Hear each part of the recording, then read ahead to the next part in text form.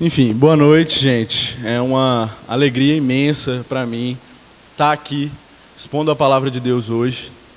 E completa a minha alegria a presença de cada um de vocês. Muitos que nunca tiveram a experiência de estar aqui, outros que já estão há muito tempo, mas cada um é extremamente importante na minha vida.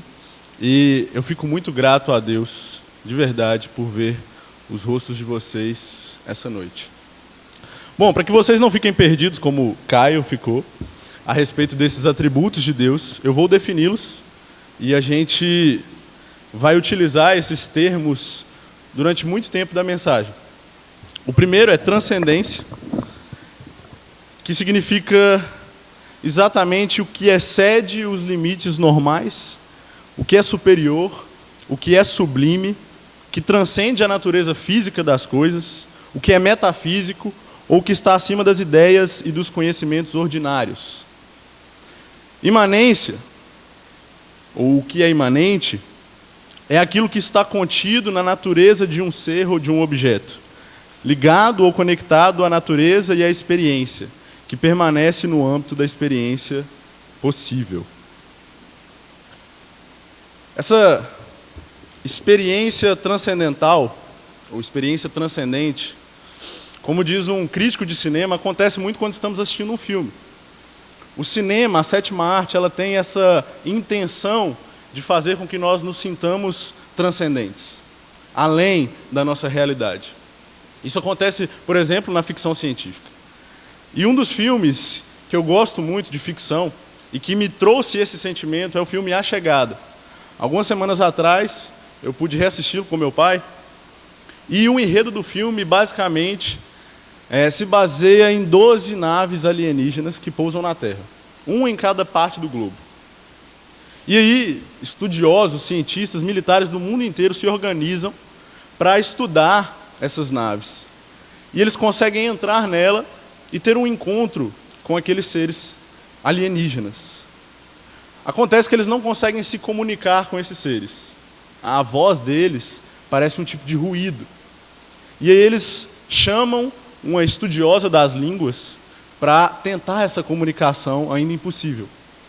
E ela faz isso ensinando aqueles seres a escrita humana. E em contrapartida, esses seres apresentam a sua língua escrita também, que parece mais um borrão, é um símbolo circular. E ela vai estudando essa escrita. E à medida que ela vai aprendendo, interpretando a língua deles, ela começa a ter sonhos e visões estranhos.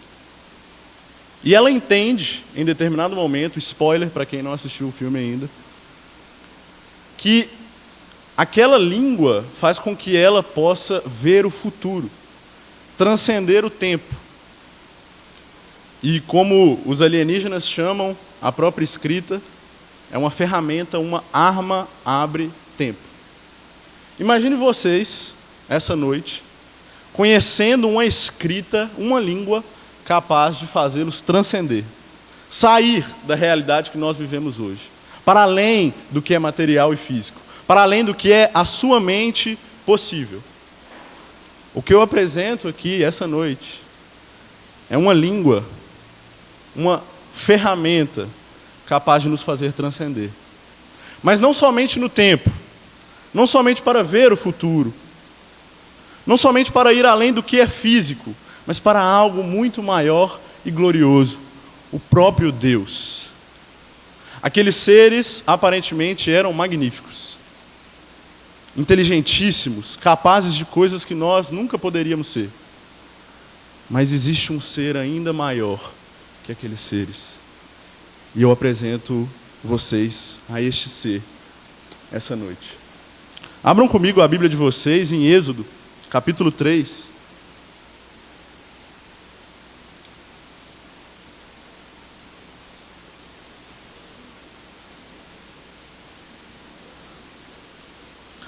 A gente vai ler apenas 3 versículos essa noite.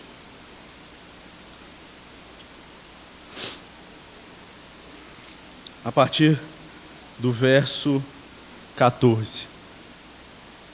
A partir do verso 13, desculpe.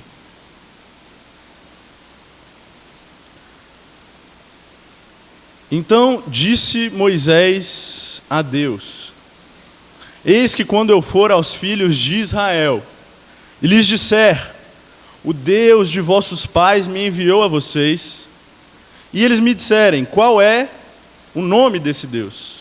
O que lhes direi? E respondeu Deus, eu sou o que sou.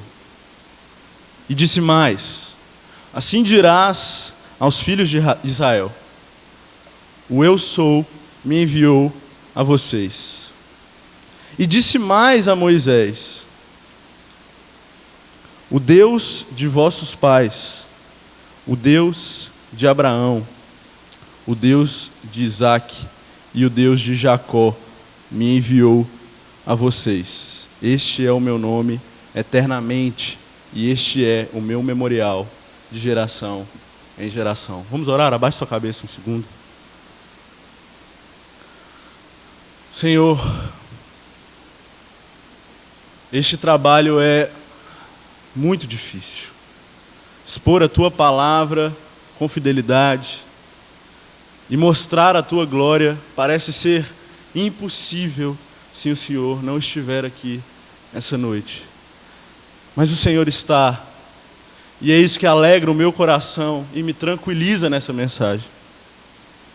Assim como o Senhor, Deus, me dá certeza de Sua presença, dê certeza da Sua presença também a todos os que estão aqui. Mostra mais da Tua glória essa noite, Deus. Em nome de Jesus. Amém. Nesse texto, Deus está se revelando a um homem. Nós vamos passar o resto da mensagem estudando um pouco sobre essa revelação, mas antes, nesse momento, vamos olhar para o coadjuvante da história. Essa pessoa é Moisés. Moisés nasce no Egito, numa época onde os israelitas já estavam lá há mais de 400 anos. E eles se multiplicavam muito. E isso dava medo aos faraós. Se eles se multiplicassem demais, poderiam se revoltar, causar sérios desconfortos ao império. E aí, à época de Moisés, um dos faraós exige que todo filho nascido homem, filho israelita nascido homem, seja morto. Os pais de Moisés, pela fé, como diz o autor de Hebreus, não matam esse menino. Eles escondem Moisés por 3 meses. E quando não já dá mais para escondê-lo, eles colocam Moisés no cesto e o jogam no rio Nilo. A irmã dele fica observando enquanto ele está no rio, até que a filha do faraó, de forma muito curiosa, pega aquele menino e com o coração tocado o adota. Ele cresce e é educado nos conhecimentos e nas ciências egípcias. Toda a cultura e religião egípcia é aquilo que ele aprende. Mas também, por providência de Deus, Moisés aprende a respeito da fé dos seus pais e do seu povo.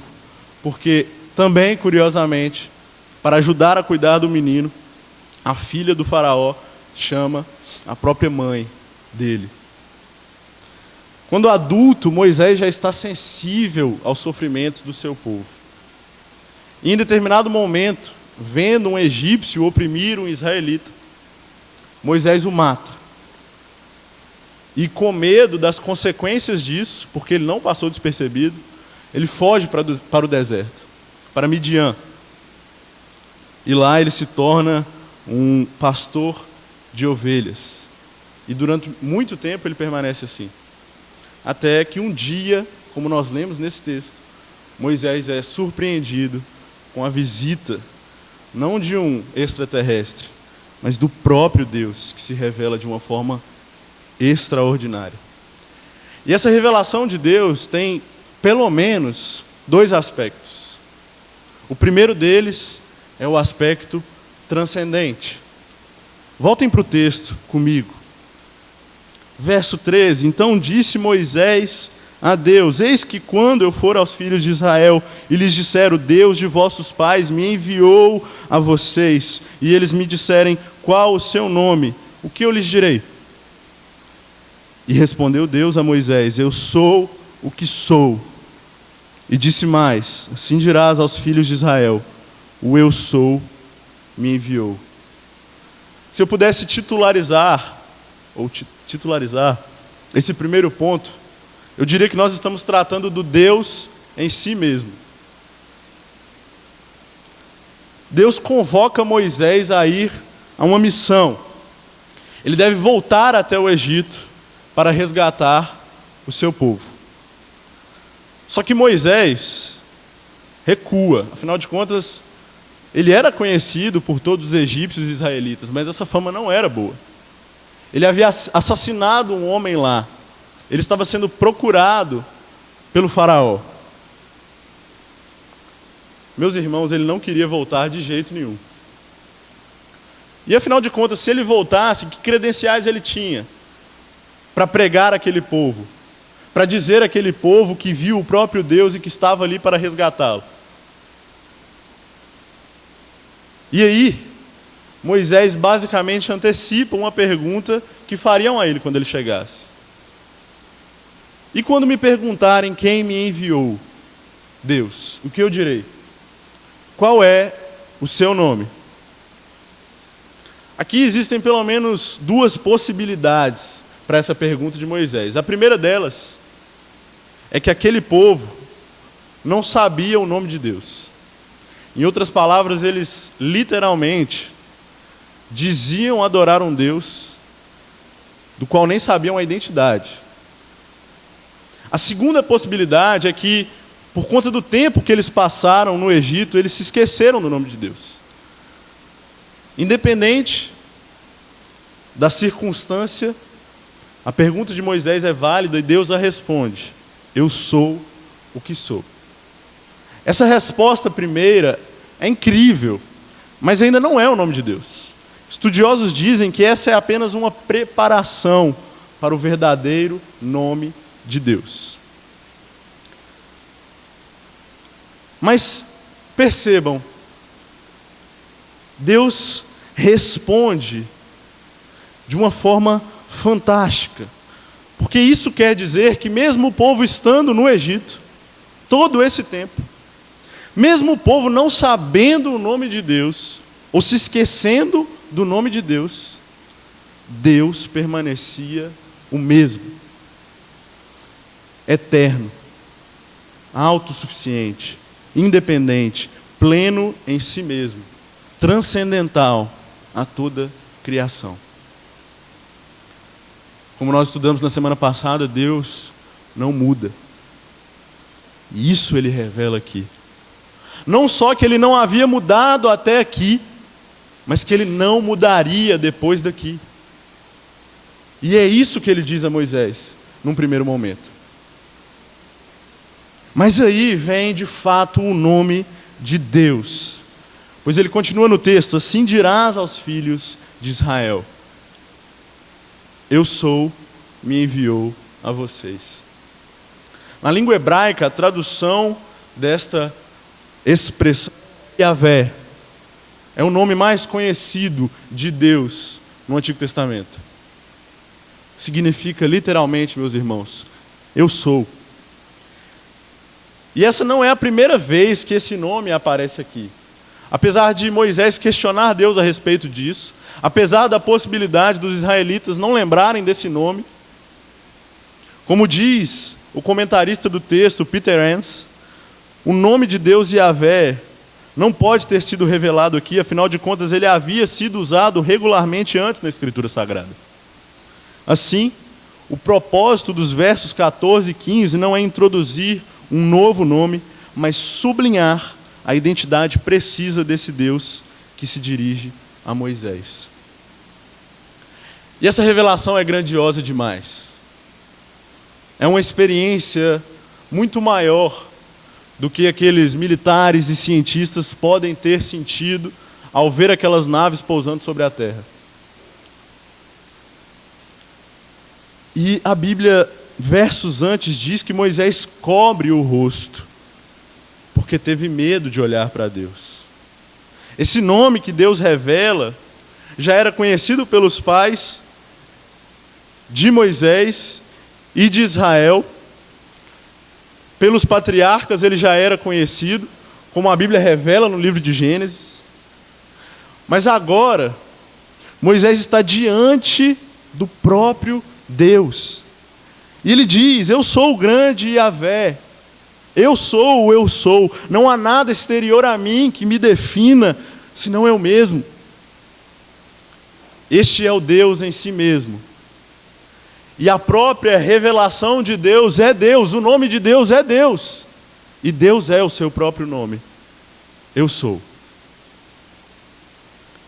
Interessante que em 2007, o ator americano Brad Pitt deu uma entrevista acerca da sua religião. Na infância e na adolescência ele era de uma congregação batista do sul. E o que ele disse foi o seguinte: a religião funciona. Eu sei que há um conforto lá, uma espécie de crash pad. Crash pad é um colchão utilizado pelos dublês de cinema quando existem cenas de ação de altura. Aquele colchão onde eles caem. É uma segurança para o dublê. E ele continua: é algo que pode explicar o mundo e te dizer que existe algo maior do que você e que vai ficar tudo bem no final. A religião funciona porque ela é reconfortante. E eu cresci acreditando nisso. E funcionou para mim, em qualquer que tenha sido a minha pequena crise pessoal no colégio. Só que não durou muito. Por quê? Eu não entendi a ideia de um Deus que diz: você tem que me reconhecer, você tem que dizer que eu sou o melhor, e então eu lhe darei felicidade eterna. Se você não fizer isso, não vai ganhar. Para mim parecia algo relacionado ao ego. E eu não consigo ver um Deus operando a partir do ego. Então não faz sentido mais para mim crer em Deus. Na música que nós cantamos essa noite, os arrais parecem responder Brad Pitt. Porque, como a música diz, o que Cristo nos oferece, na verdade, Ele é. O que Deus oferece, Ele é. Não se trata de uma questão de ego, meus irmãos. Porque Ele não oferece felicidade eterna, Ele é a felicidade eterna. Ele é em si mesmo a maior glória ou bem que pode existir. E Ele nos atrai para esse maior bem, Ele nos atrai para si mesmo. E quando Ele diz: você tem que me reconhecer, Ele não está sendo egomaníaco aqui.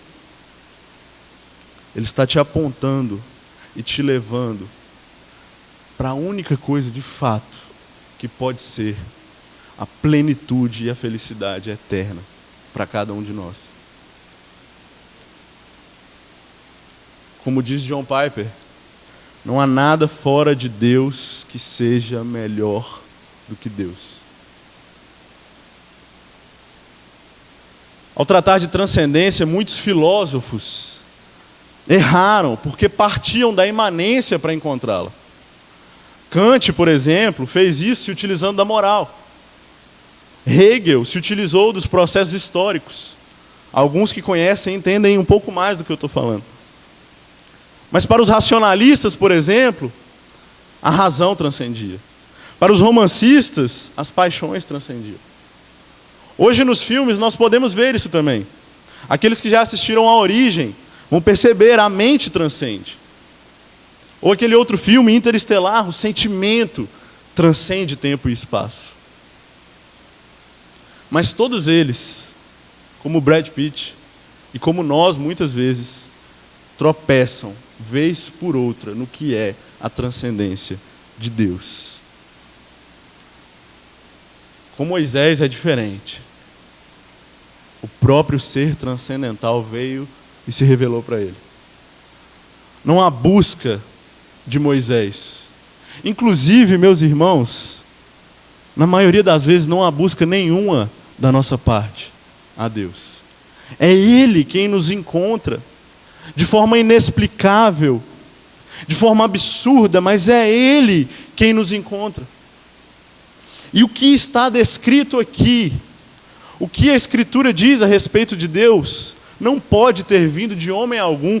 Como diz Steven Lawson, tão sublime e encantador conhecimento jamais teria surgido de dentro das profundezas de um homem pecador. Tampouco uma cosmovisão tão transcendental emergiu da decadente cultura do Egito. Ao contrário, foi preciso que a suprema verdade da inigualável supremacia de Deus lhe fosse revelada sobrenaturalmente do alto. Uma mensagem que exalta tanto a Deus assim, só pode ter vindo do próprio Deus. Essa é a verdade da Escritura. Essa é a verdade de todo o cristianismo. O ser transcendental se revelou. Mas pode ficar mais maravilhoso do que isso, porque o texto continua. Volte para o verso 15 de Êxodo 3.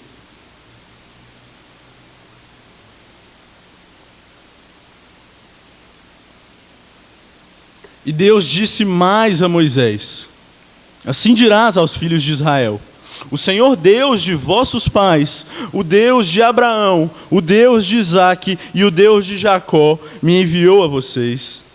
Este é o meu nome eternamente, e este é o meu memorial de geração em geração. Além de transcendental, Deus também é imanente. E se eu fosse dar um título a esta porção, eu diria que estamos falando de um Deus de um povo. Deus agora se revela não só como este ser sublime, grande, maravilhoso e transcendental, mas Ele também revela o seu aspecto relacional. Ao se revelar a Moisés aqui, como ao se revelar a Abraão, Isaque e Jacó, Deus demonstra que apesar de transcendente, glorioso, soberano e poderoso, Ele não é distante da sua criação. Nós rejeitamos qualquer tipo de crença deísta que diz que Deus está distante da sua criação. Ao mesmo tempo, nós também rejeitamos qualquer tipo de perspectiva panteísta que diz que Deus é a criação. O filósofo alemão Friedrich Hegel, do século XVIII, disse o seguinte: sem o mundo, Deus não é Deus. Isso é absurdo. Deus, Ele é Deus, Ele é o grande eu sou, Ele já disse isso aqui. Essa imanência de Deus jamais pode ser confundida com a unidade entre o que é divino e o que é humano. Muito menos diz respeito a uma dependência de Deus da sua criação. Não é isso. Ele é Deus sim, sem o mundo ou sem outra qualquer coisa externa a Ele. E Paulo, ao que me parece, enfrentava um tipo de ideia parecida de Hegel à sua época. Porque ao confrontar a filosofia grega, pregando em Atenas, ele disse o seguinte: Deus não é servido por mãos de homens, como se necessitasse de algo, porque Ele mesmo dá a todos a vida, o fôlego e as demais coisas. Mas Deus está assim envolvido com a criação, não porque Ele precisa da criação, mas porque a criação precisa de Deus. A criação sem o seu Criador não existe. Paulo continua no mesmo texto, em seu argumento, dizendo o seguinte: porque nele vivemos, nos movemos e existimos. Como disseram alguns dos seus próprios poetas, também somos descendência dele. A Bíblia diz mais a respeito disso. Jó 12:10, por exemplo, vai dizer: em sua mão está a vida de cada criatura, e o fôlego de toda a humanidade. Jeremias, no capítulo 23, verso 24, reitera isso. Poderá alguém se esconder sem que eu veja? Pergunta o Senhor. Não sou eu aquele que enche os céus e a terra? Abram no Salmo 29, um instante, meus irmãos.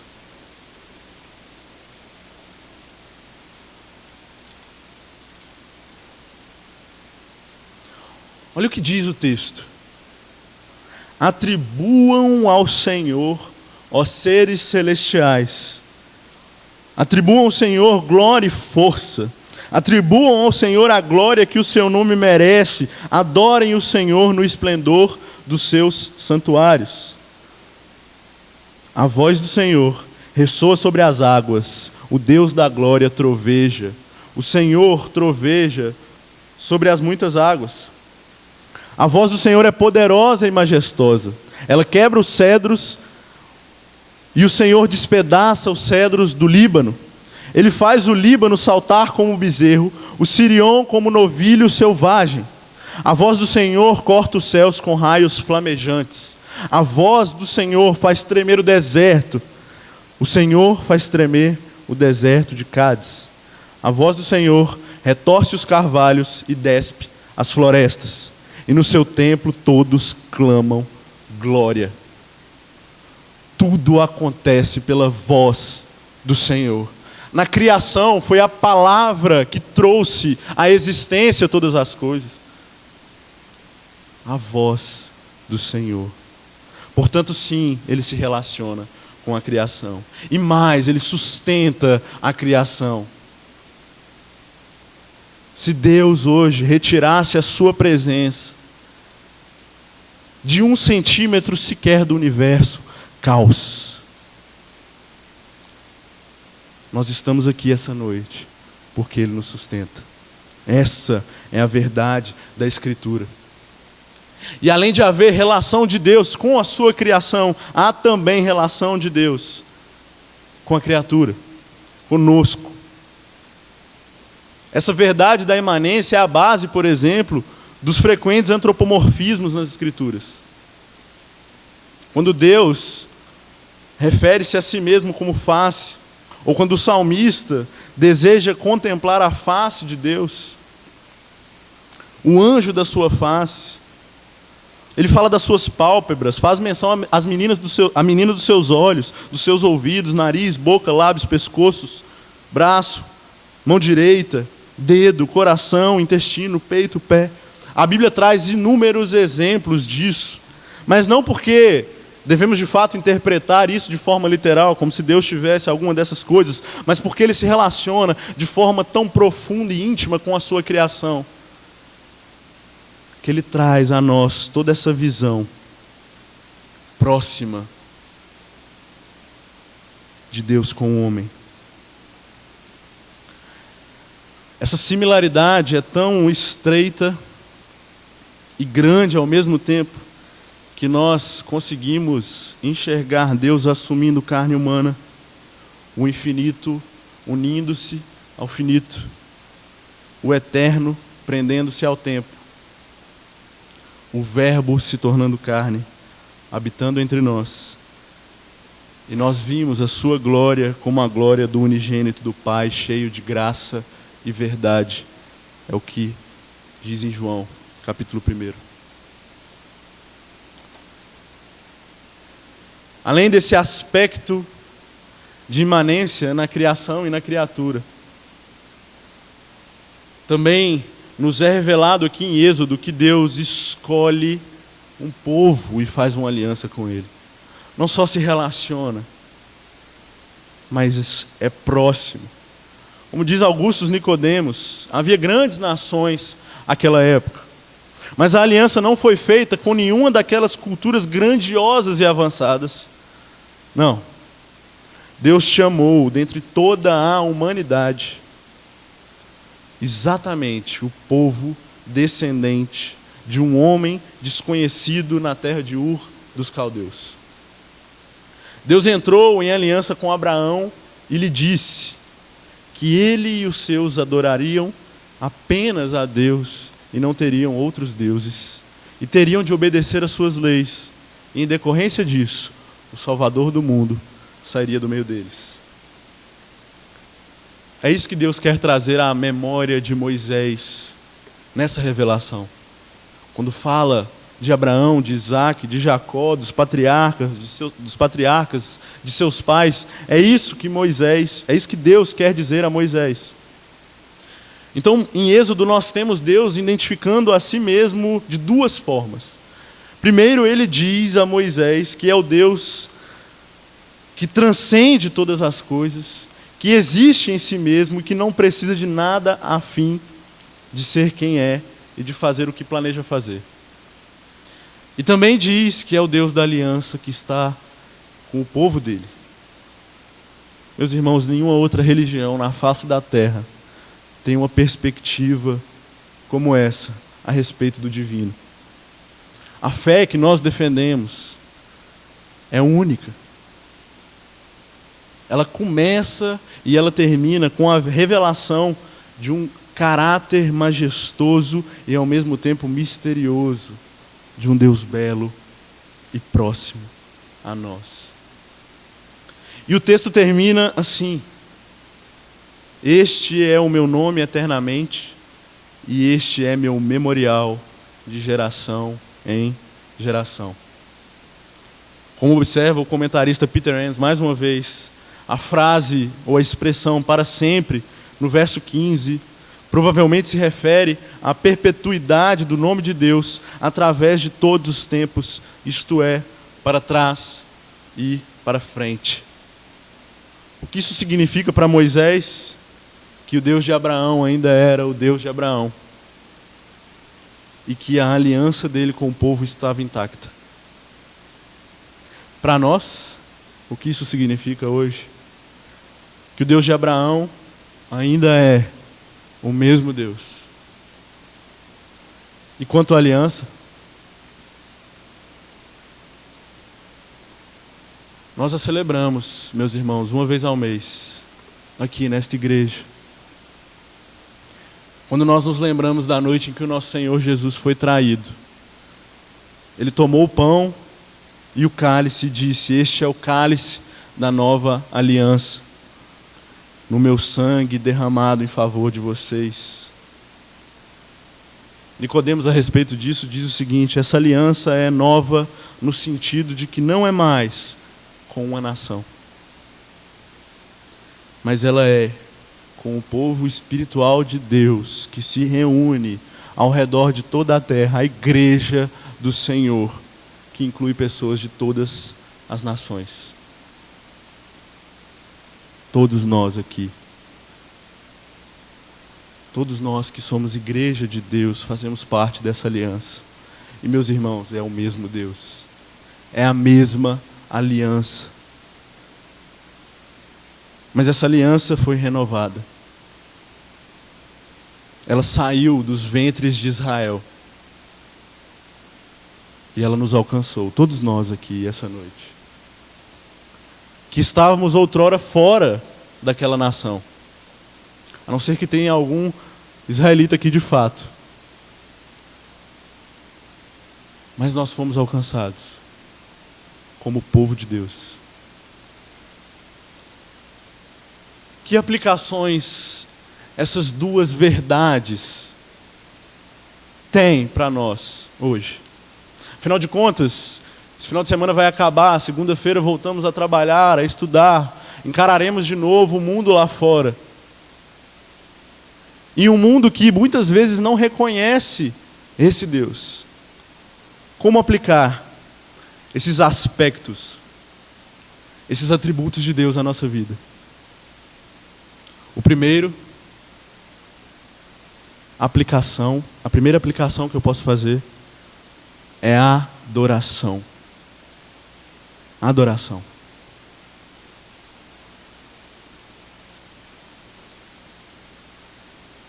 Quando falamos de transcendência, falamos também da soberania e do poder de Deus. Meus irmãos, não há espaço para outro aqui. Eu peço desculpas se eu ofenderei alguns irmãos presentes nesse momento, mas eu preciso dizer isso. Vocês têm ídolos de todas as formas. Vocês acham que não, mas vocês os têm. Sabe quando começa o momento da idolatria? Quando nós buscamos transcendência naquilo que é imanente. Quando nós buscamos fim em algo que é passageiro. Quando nós buscamos plenitude em pedaços desse mundo.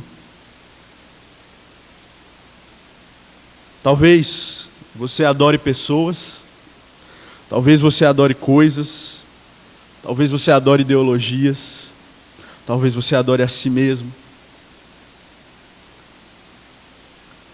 Mas deixa eu te dizer, meu irmão, minha irmã, o seu namorado, a sua namorada não vai transcender ou te levar à transcendência. A sua ideologia, por mais linda e bela que ela pareça, o seu partido político, o seu candidato não vai te levar à transcendência. Os homens do presente e do passado que você venera não vão te levar à transcendência.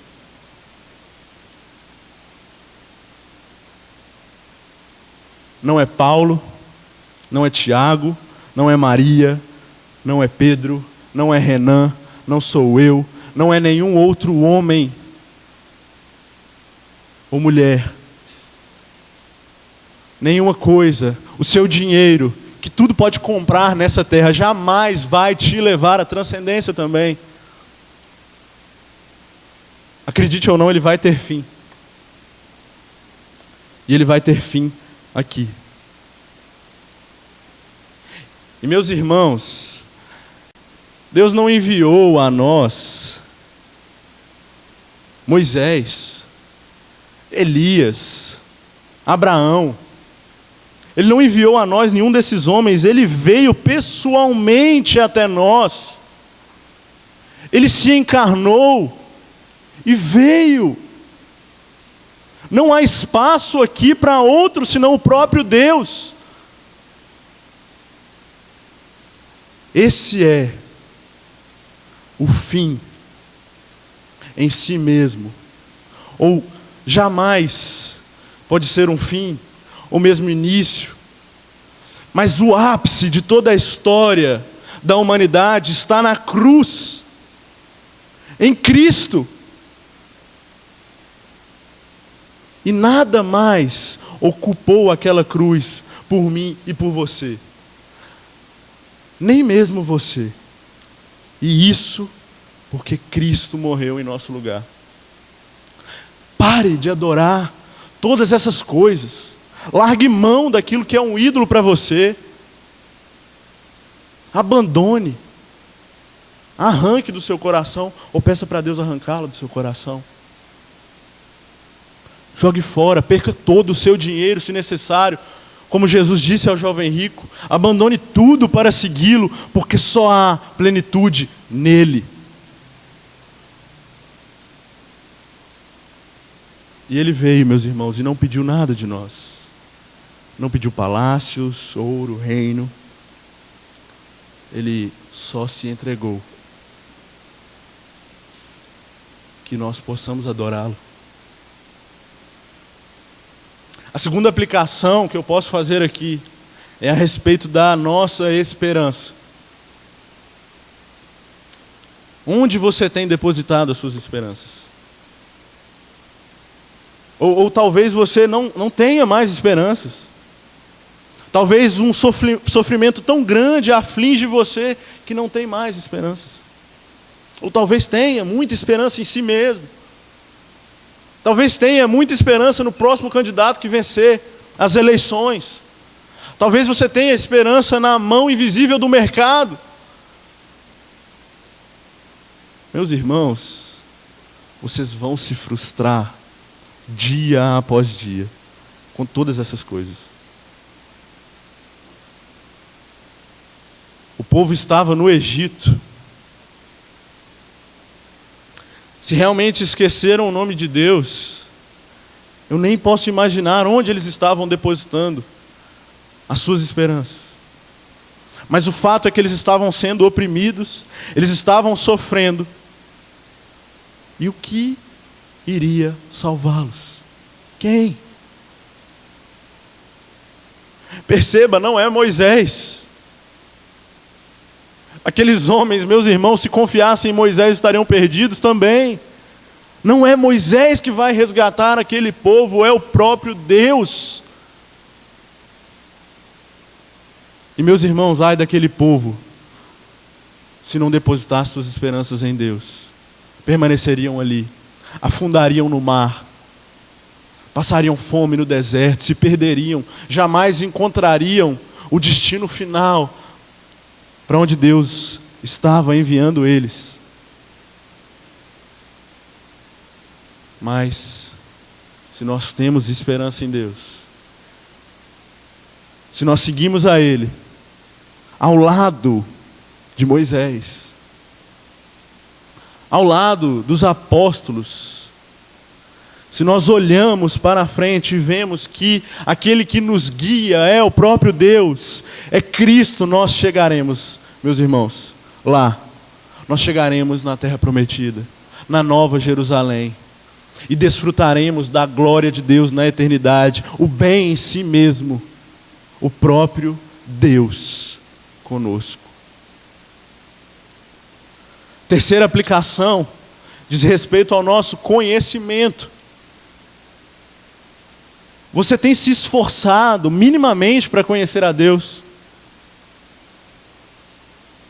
Moisés, ele teve dificuldade aqui, meus irmãos. Perceba, ele foi criado pelos egípcios. Ele aprendeu a língua dos egípcios. Ele foi ensinado na cultura egípcia, nas ciências egípcias, na religião egípcia. E por mais que ele tivesse crescido ouvindo os ensinamentos da sua mãe a respeito de seu povo, toda aquela cultura infectava a sua mente e o seu coração. E eu já me senti assim também, meus irmãos, perdido a respeito do conhecimento de Deus. A pergunta que eu fazia em oração era: Deus, onde estás? Estás mesmo em algum lugar? Porque se estiver, Deus, eu não posso ir até lá. E Deus é sim transcendentalmente grande e infinito. E meus irmãos, Moisés não poderia alcançar esse Deus. Assim como aqueles homens que tentavam construir uma torre para alcançar o céu, jamais chegariam até Deus. Eu também não posso, você também não pode ir até lá. Mas Deus veio aqui. E Ele se revelou. Ele deu-nos uma ferramenta para encontrá-lo. Aquela canção muito famosa no meio cristão está equivocada, meus irmãos. É mentira que ninguém explica Deus, porque o próprio Deus se explica, o próprio Deus se revela. Ele não nos deixa sem resposta. Ele não deixou a minha oração sem resposta, e Ele não vai deixar a sua oração sem resposta se você realmente a fizer, porque Ele se revela e Ele diz: eu sou o que sou. E apesar de ser o que é, infinito e grande, inalcançável, Ele também diz que é o Deus de Abraão, de Isaac e de Jacó. Portanto, Ele revela sua relação com o homem e pode ser conhecido. Mais profundamente, Ele pode ser conhecido em Cristo. E é quando olhamos para Cristo que vemos o Pai, de fato. Então busque conhecer a Deus. Tolo é aquele que afirma em seu coração: não há Deus, diz a Bíblia. E tolo, todos nós fomos um dia, meus irmãos. E nós não conhecemos a Ele porque somos mais inteligentes. Não conhecemos a Ele porque nós sondamos lugares mais distantes da terra. Nós conhecemos porque Ele se revelou. Quando aqueles extraterrestres chegam na Terra, no filme A Chegada, duas são as reações da humanidade. A primeira é um profundo interesse que eles têm e curiosidade de conhecer aqueles seres. A segunda reação é medo. Muitos se sentem ameaçados com a presença deles. Mas, meus irmãos, ninguém os ignora. C.S. Lewis apresenta uma ilustração parecida na introdução do seu livro O Problema do Sofrimento. Ele cita o exemplo de um texto infantil chamado O Vento nos Salgueiros, onde dois personagens, rato e toupeira, se aproximam da divindade. E esse diálogo acontece. Está com medo? Murmurou o rato, com seus olhos brilhando com amor indizível. Com medo? Dele? Não, nunca, nunca. E ainda assim, toupeira, eu estou com muito medo. Lewis, ele tinha o cuidado, meus irmãos, de sempre manter essa tensão bíblica entre amor divino e a esmagadora santidade de Deus. Em outro momento, numa das memoráveis descrições de Aslan, está escrito assim: seguro? Quem falou em segurança? É claro que não é seguro ir até ele, mas ele é bom. Ele é o rei. Isto eu lhes digo. Meus irmãos, é o próprio Deus. Moisés cobre o rosto. Mas essa noite você não precisa cobrir o rosto. Porque Deus não se tornou mais manso. Não se tornou um leão menos feroz do que ele é. Mas quando Cristo morreu na cruz, Deus cobriu o seu próprio rosto para Jesus. E hoje nós podemos ir até Ele com confiança em Cristo. Busque conhecer a Deus, leia as Escrituras, esteja presente nos cultos semanais da nossa igreja, ore. Talvez a sua oração seja como a minha, mas ao menos ore. Ele vai responder. Por fim, a última aplicação que eu posso fazer essa noite diz respeito à nossa identidade. A pergunta que eu faço, meus irmãos, é: quem é você? O que é que te define?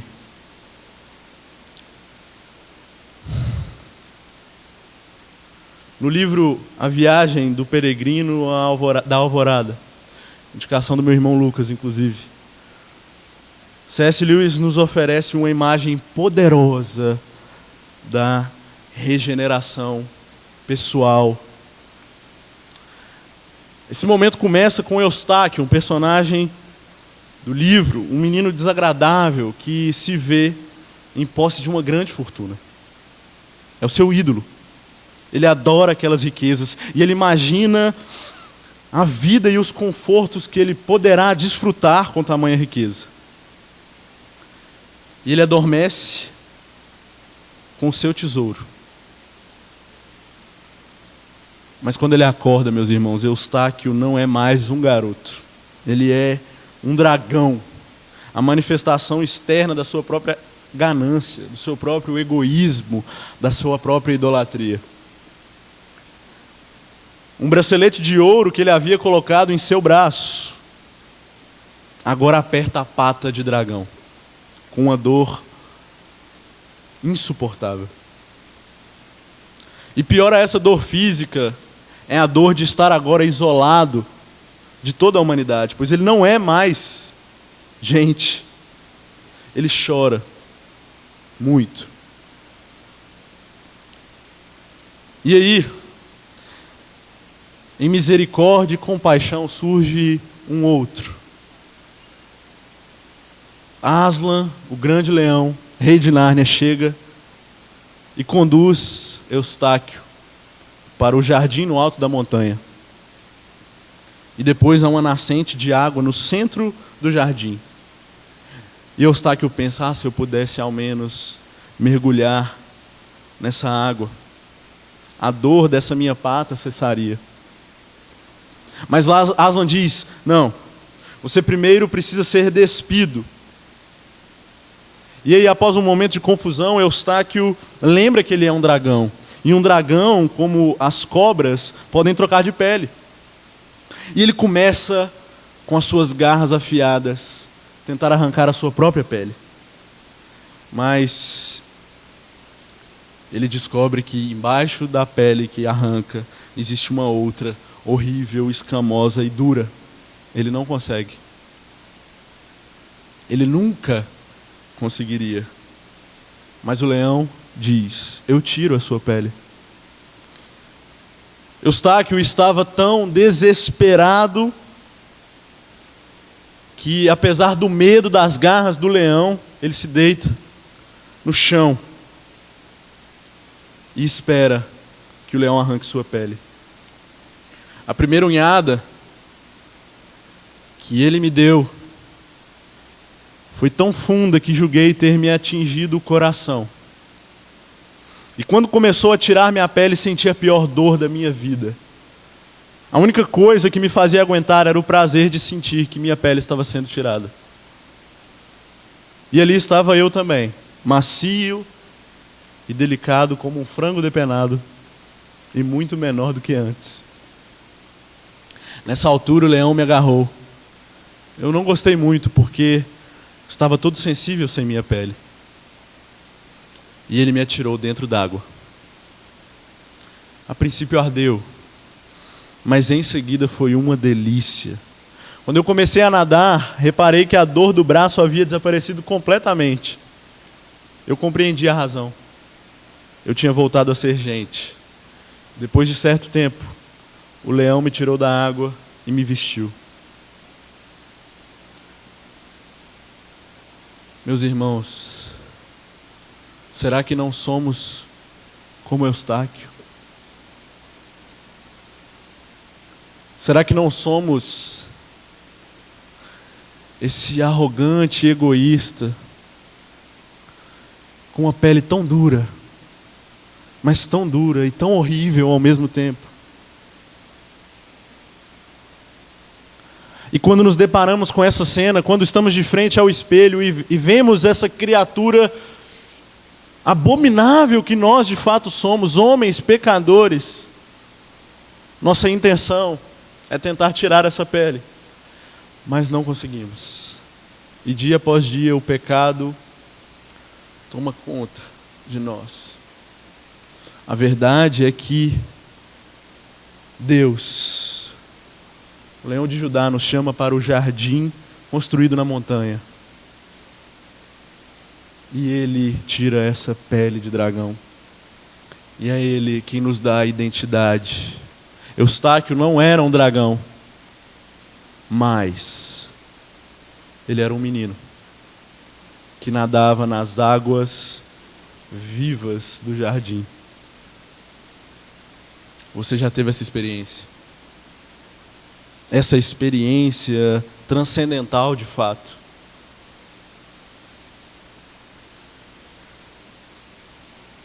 No filme A Chegada, e assim eu concluo, a banda pode subir.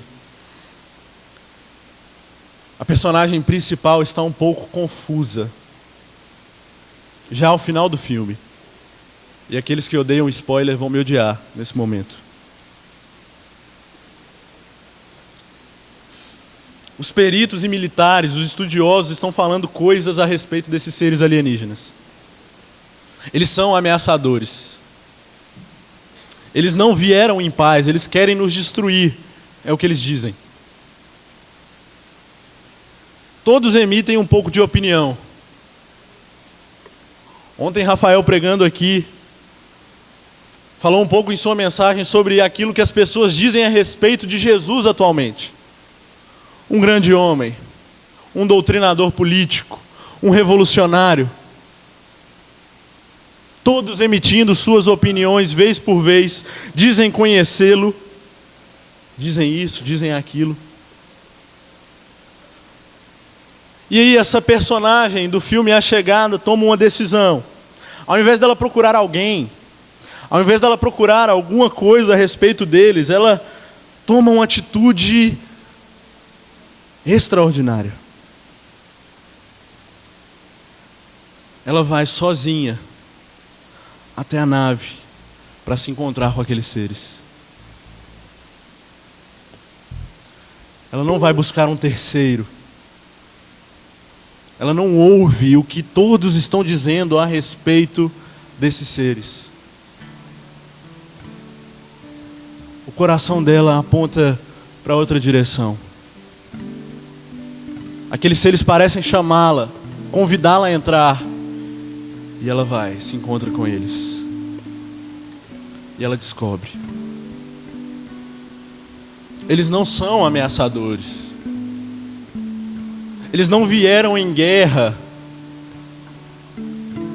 Eles não vieram para nos destruir, para se impor a todos nós, não. O que aquele ser alienígena diz é que eles vieram para formar uma aliança. Para isso que eles vieram. Não pense agora, meu irmão, minha irmã, no que dizem sobre Jesus, no que dizem sobre Deus.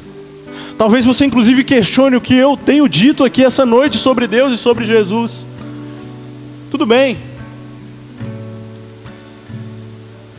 Então vá até Ele. Vá até a cruz, que você vai encontrá-lo lá. Não é mais uma sarça ardente como onde Moisés encontrou com Deus. Não, agora é uma cruz. E lá nessa cruz está o Deus encarnado, derramando o seu sangue por mim e por você.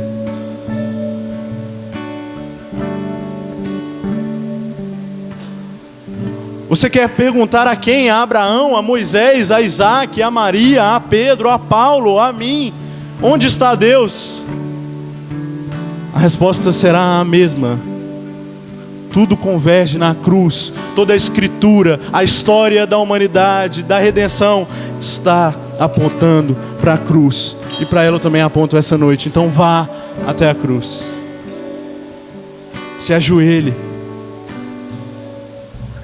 Reconheça o próprio Deus. Os discípulos tentaram ir a Jesus outra vez, depois de morto. Foram até onde ele havia sido sepultado. Mas ele não estava lá. Cristo ressuscitou, meus irmãos.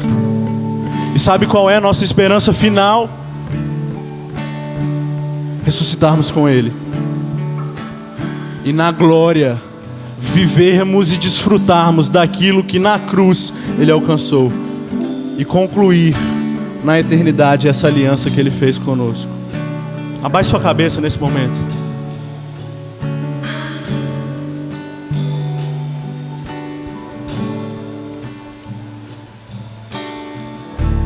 Deus, o Senhor se revelou a nós em majestade e glória. Nós não poderíamos ir até o Senhor, mas o Senhor veio. E isso é fantástico. Mas existem alguns aqui, Deus, que como eu outrora questionava onde o Senhor está. Existem alguns aqui que ainda não foram contemplados com tamanha revelação. Deus, não me resta mais nada essa noite senão pedir a Ti, se revele a eles. E se revele a nós mais uma vez. Talvez, Deus, como aquele povo no Egito, depois de tanto tempo esquecemos o Seu nome. Talvez como Moisés, Deus, nós questionamos. Então nos lembre o Seu Evangelho mais uma vez. Nos leve para a cruz mais uma vez. E nós veremos o Senhor. Essa é a minha oração, Deus. Em nome de Jesus. Amém.